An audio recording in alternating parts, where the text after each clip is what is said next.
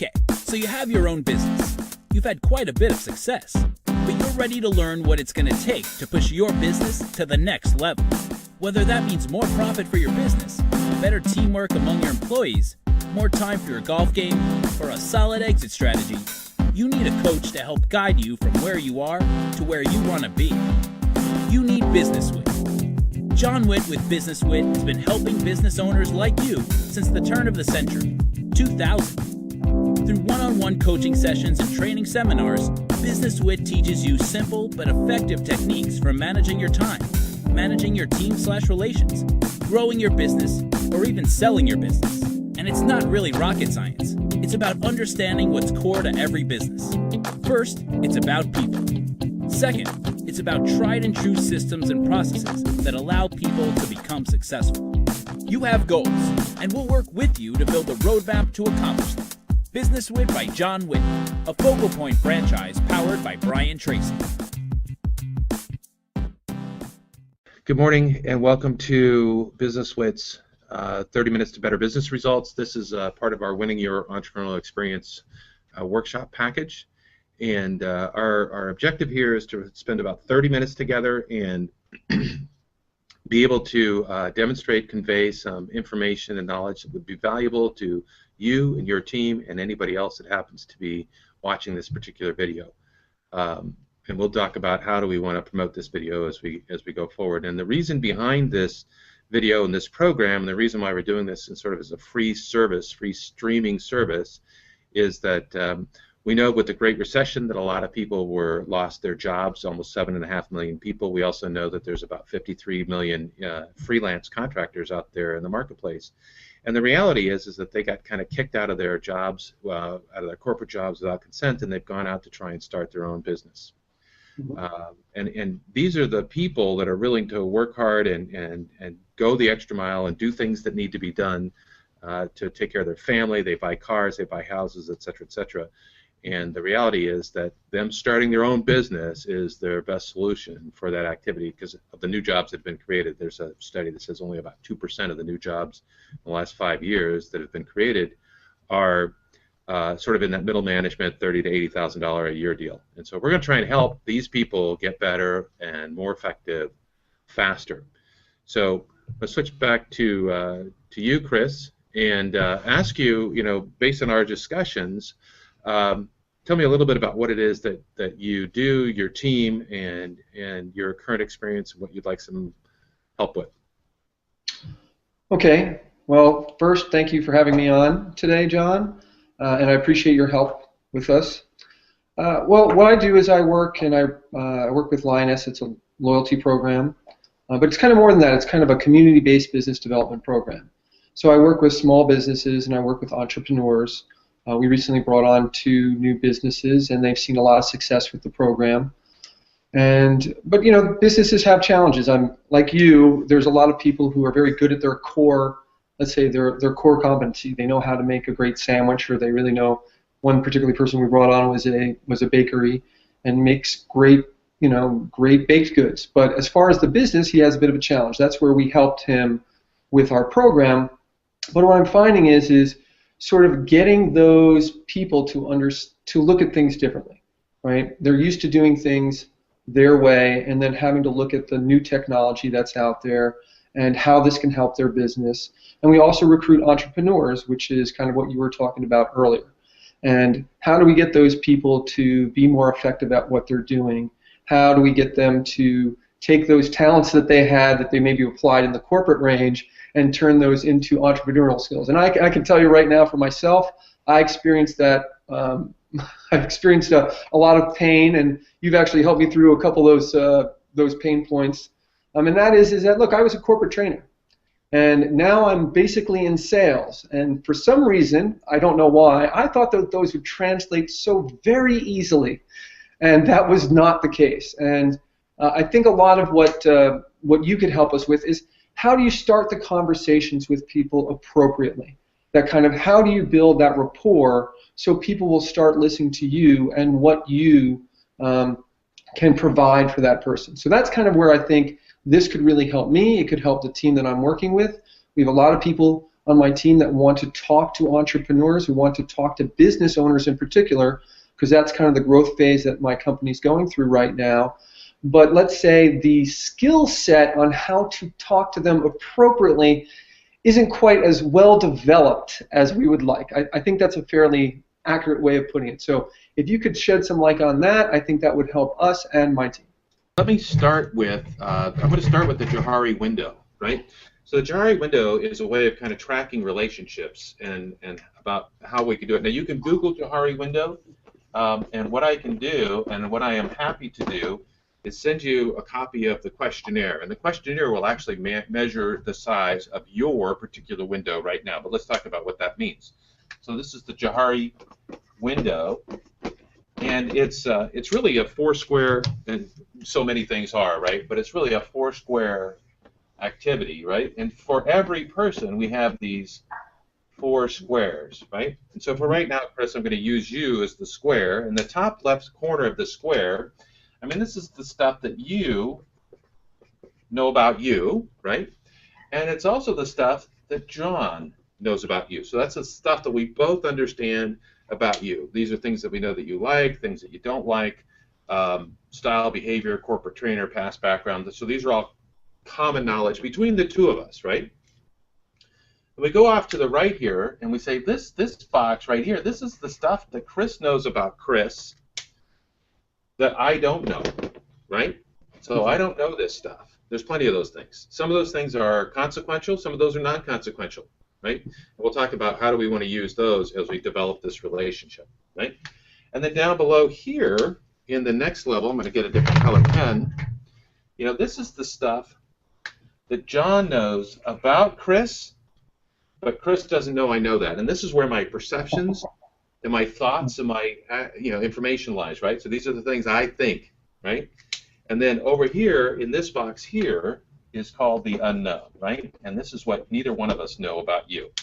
So we're going to talk about when it comes to building relationships, what we're really trying to do is we're saying, listen, how can I make this box bigger? Now in the questionnaire, they'll give you a rating chart, and it goes from 0 to 50 here and 0 to 50 over here, and it'll actually tell you where these axes are and where your particular box lies. But one of the things we want to do when it comes to building relationships, we get better relationships as this box gets bigger, right? The more information, the more common information and knowledge that we have about you, and vice versa about me, right? Because I have my own 4-square box, right? The better our relationship is going to be. And so very simply what we can do is we can say, hey, Chris, if you take information from that box and push it into here, guess what? This box is going to get a little bigger, right?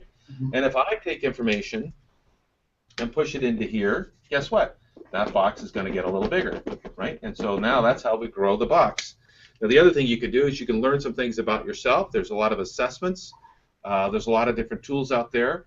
And you can learn those kinds of things and figure out how can I take stuff from here and push it into that particular box, right?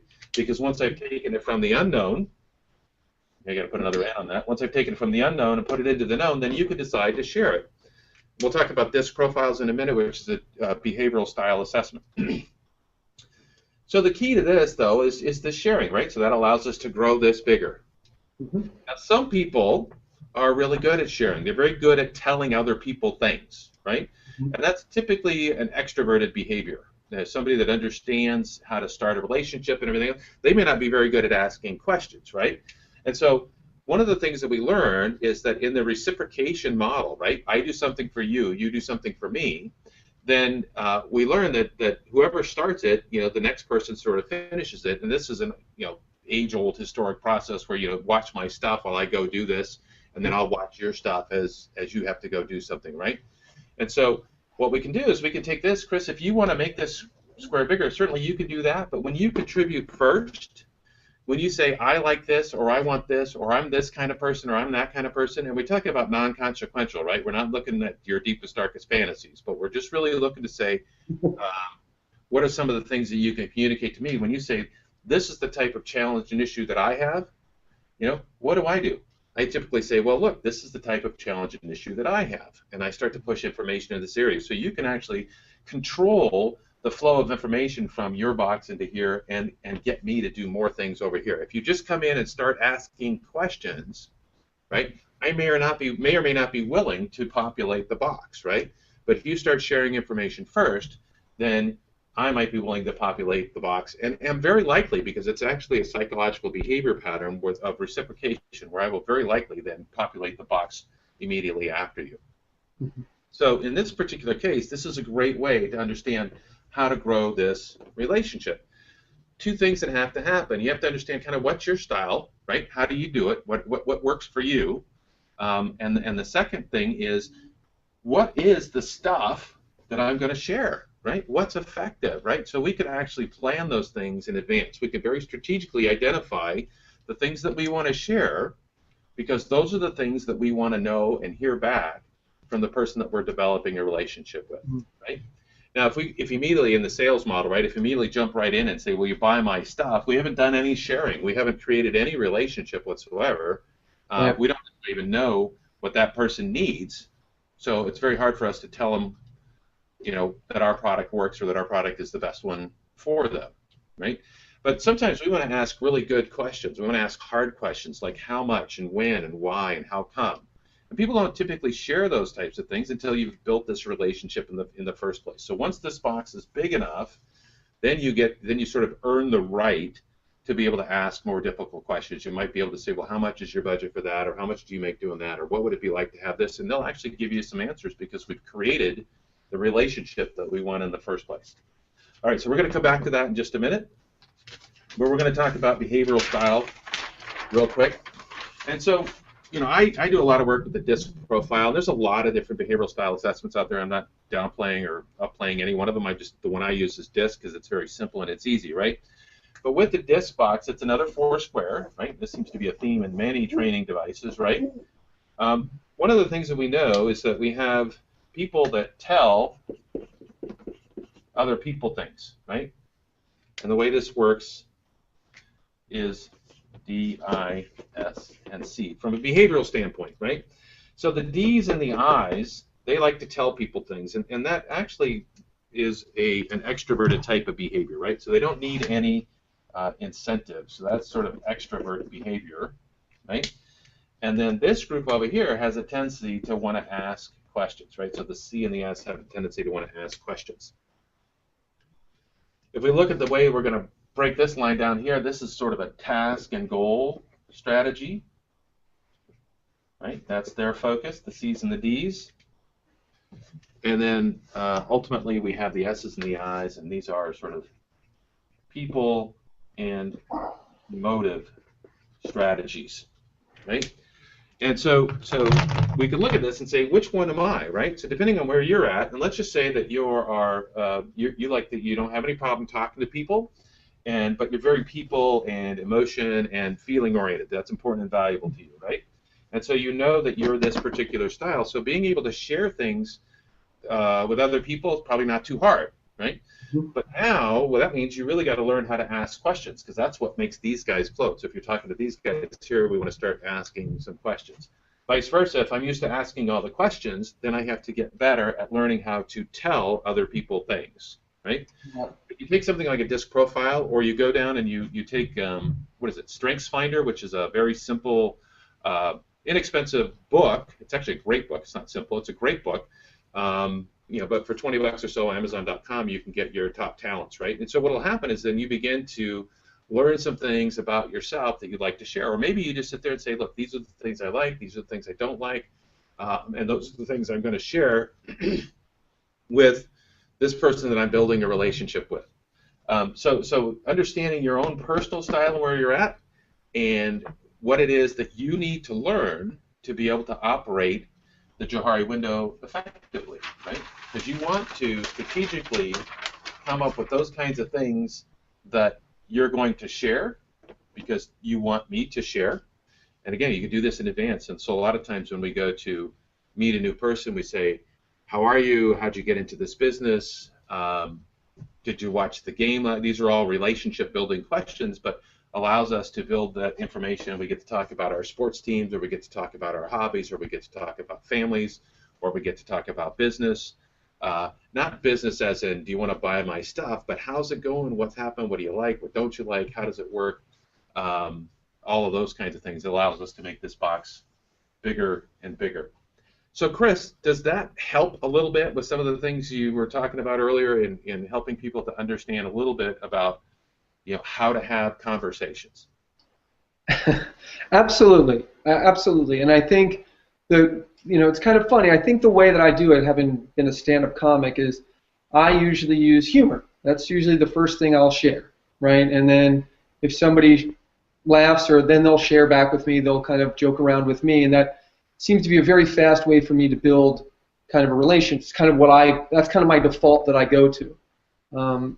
But it's kind of interesting that you talk about sharing the challenges, which I really find interesting, because I think that might be one of those key things that kind of helps people open. And I'll just give you an example. I was talking with somebody I was working with just recently, and we were talking about some of the challenges that we had, and he immediately told me a lot of the challenges he was having with his work. And I accidentally fell into this without really knowing it. And he was telling me about some of the worries he had about his business and what he should do, and it really struck up a much more, what do I say, richer conversation than the initial one that I normally have, which is I tell people a bunch of jokes and make them laugh, and then they say, they share back with me. But it's important to develop like the other part of the box, And one of my challenges is really, and this is one of those things I learned from you, is asking good questions. And I think that'll be kind of a really good follow-up, maybe a topic for our group, is how do you ask those good questions? What's that process? We've talked about building the rapport, but then how do you ask those better questions? And I know that you have information on that, but absolutely, this is the kind of thing that we need to understand with people, and what way they want to hear things. Because I remember taking one of your classes before, and it's saying, you're used to talking this way, but that might not be the best way for that person to hear what you have to say. And and I've carried that with me since we had that conversation. So absolutely, these are kind of the core basic things that a lot of people who want to start talking to business owners kind of need to know and need to work with. So I do appreciate the information that you've shared today. So let's take the next step then. So the next step says, hey, we learned a lot of information stuff, and you've got some insights, and it kind of connected the dots with some things that you've done before and some things that you can do forward, right? But when you talk about change, right, how do we get better? We have to change, then it has to do with action, right?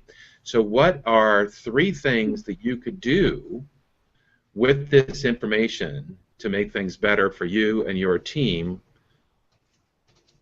That's good. Next week, now, whenever. 3 things. First thing I would do is I think I'd like to share this with some of the people that we're working with, and I've got 2 team members that, in particular, that I'm thinking of that are very gung-ho about talking to merchants, but the first thing that they say to me is, how do I do that? And I think this is kind of a good way of doing that. I have a person who came on, he has a relationship with a lot of business. He's a wholesaler. And he said, I don't really have much of a relationship with people. They come, they buy my stuff, I deliver the things, but I don't know if he's quite good at building that relationship. It's not part of his way of growing his business. And I think this could really help him. I think that would be a good way to share this with him and have him start those conversations with some of those business owners. Now, for me personally, I think I need to talk, maybe sit down with you and talk about that, asking better questions. Because a lot of this I'm kind of inventing on my own, and I think this is one of the key things that we have to learn from other people is leverage the expertise of those people who have that expertise. Instead of reinventing it and doing it by trial and error, isn't it much better to go with someone who's an expert at it and leverage their knowledge and decrease that timeline? So for me, I think that would be a smart move for me personally. I think I've got an innate ability to do this well, but I certainly can do it a lot better, and I'd rather leverage expertise than, like I said, reinvent the wheel for myself. So those are kind of 2 things that I think of off the bat.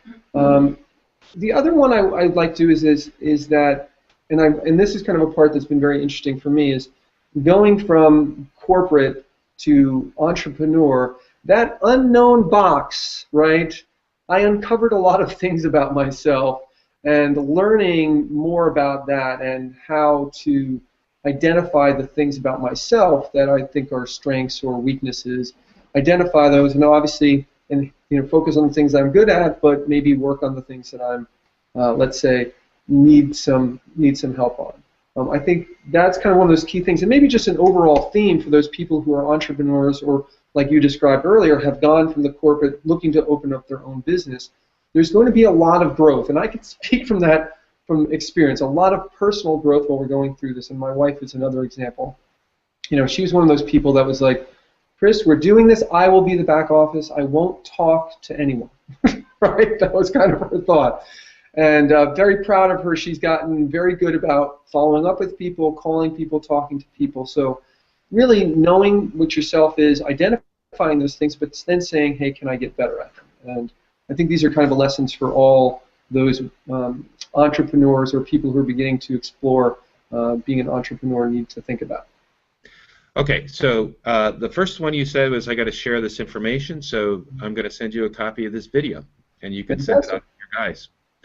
The second thing I'll do is I told you this earlier, so I'm going to go ahead and send you the Johari window questionnaire that you can then send to your guys. And this is a simple 10 or 15-minute exercise. Answer the questions, chart it out. You'll know where your deal fits. Asking better questions. We'll set up some time outside of this call to figure out when we're going to do that. Really, asking better questions. We start with the end in mind. What are the answers that we want? And then we figure out what the questions are, and then we figure out how we're going to ask those questions and when can we ask those questions so that we can effectively, smoothly work our way through that process, right? Because if we ask difficult questions at the wrong time, we get odd behaviors and we don't get the answers that we're looking for. I've never had that happen, John. I don't know what you're talking about. I'm laughing because I did this just the other day. I was like, that probably wasn't the right time to ask that question, and you could tell because the person kind of, they were talking, then they kind of they got the squishy faces, I call it. They were like, you could tell something there was a disconnect, and I was like, all right, I think the timing on that question was wrong. So that's why I was laughing. Yeah, I appreciate that. With respect to the unknown, you've taken the sales disc assessment and you've also taken the sales skills assessment, so you could go into those documents and you could highlight those things that you would be willing and might be valuable to share. Now remember, the key to what you want to share is what you want to hear back, right? Right. So if you want to hear their challenges, and you had a great example, if you want to hear what the challenges they have, then you share the challenges that you have, right? If you want to hear what they don't like, then you share a little bit about what you don't like. If you want to know what they like, you share what you like. Both are valuable, right? And putting together our products and our solutions and tailoring them to meet exactly what somebody needs. I mean, we need to know that kind of information to be more effective. There's some other assessments out there that you and I could talk about. There's the Motivators Assessment. There's a Talent Insights Assessment. There's the Strengths Finder assessment, some of which that I certainly have, or other ones you can, online, all that kind of stuff. But if you identify what it is that you're looking to get answers from, what kind of answers do you want, and then you find that information about yourself, then you can share that stuff, and through the reciprocation principle, you'll start to get the answers that you're looking for that allow you then to provide better information and ask better questions. Well, Chris, I really appreciate your time today. I think this was valuable. I enjoyed it. I enjoyed your stories, and I'm really looking forward to getting some feedback from you as to what do you get being able to share this video, this tool, with some of your other team members. All right, I will do that, and I will get that back to you. I appreciate you taking the time and sharing your knowledge with us. It's like I said, this is the kind of information that I wish I had started when I very first started doing this, because a lot of these things I learned a little bit by trial and error, and then of course when I saw you present it, I was like, you get those, that's why that worked well and that didn't. So again, I would encourage people, not just people on my team, but maybe you share it with some of the other people, that look, if you're interested in being an entrepreneur, it's good to hear some of these basic steps to shortcut some of those pain points early on. So I would say this might be something not just good for my team, but maybe for some others also. Well, I appreciate the vote of confidence, and I'm looking forward to it. Chris, I want to wish you the best of luck. Enjoy the week, and we'll talk to you soon.